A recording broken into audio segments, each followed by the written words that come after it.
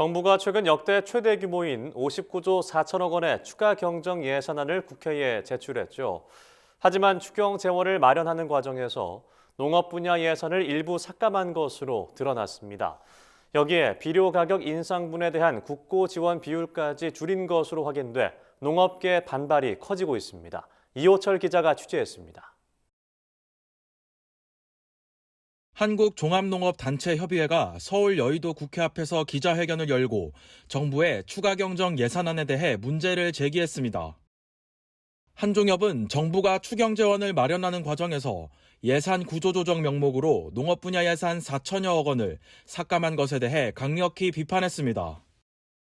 그러나 이러한 기대와 달리 추경 재원 확보를 위해서 4천억 원의 농업 예산을 삭감한다고 합니다.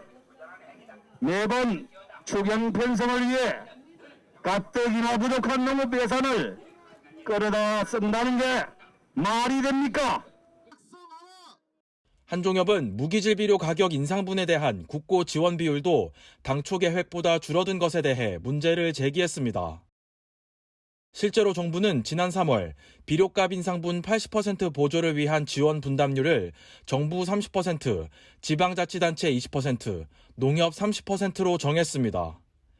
하지만 이번 추경안에 따르면 정부와 지자체 분담률은 각각 10%로 줄이고 농협 분담률을 60%로 대폭 확대했습니다. 농협 분담률은 높인다 하는 것은 추경이 아니라 결코 농업계 내부에서 자구책을 마련하는 것이며 농업 내부 예산을 활용하는 것이라고 밖에 할 수 없다. 국회 농림축산식품해양수산위원회도 같은 날 전체 회의를 열고 농업 분야 추경안을 상정했습니다. 이날 농해수위 의원들은 여야를 망라하고 농업 분야 예산 삭감과 무기질 비료값 지원 분담률에 관한 문제를 지적했습니다.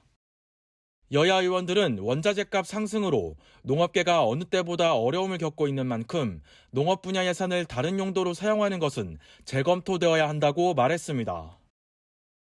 농업예산 구조조정을 해서 소상공인들한테 지원을 한다는 걸 얼마나 납득을 하겠습니까, 농민들이? 이건 정말 굉장히 실망스럽고요. 초등학생들 숟가락 뺏어서 중학생 포크 만들어준 격이거든요. 또 비료 가격 인상분의 국고 지원 비율도 다시 조정할 필요가 있다고 강조했습니다. 특히 농협의 분담률이 당초보다 2배 확대된 것에 대해 문제를 제기했습니다. 농협의 분담률이 늘어나면 농민들을 위한 다른 사업이 축소될 수 있다는 이유에서입니다. 1,801억 원이 정액이 돼버렸죠. 그렇습니다. 과연 농협이 이걸 부담할 능력이 될까요? 이 밖에도 농해수위 의원들은 농업재해보험 예산이 1,000억 원 삭감된 것을 지적하며 농업인 안전을 위한 용도인 만큼 삭감된 예산을 복원시켜야 한다고 강조했습니다. MBS 이호철입니다.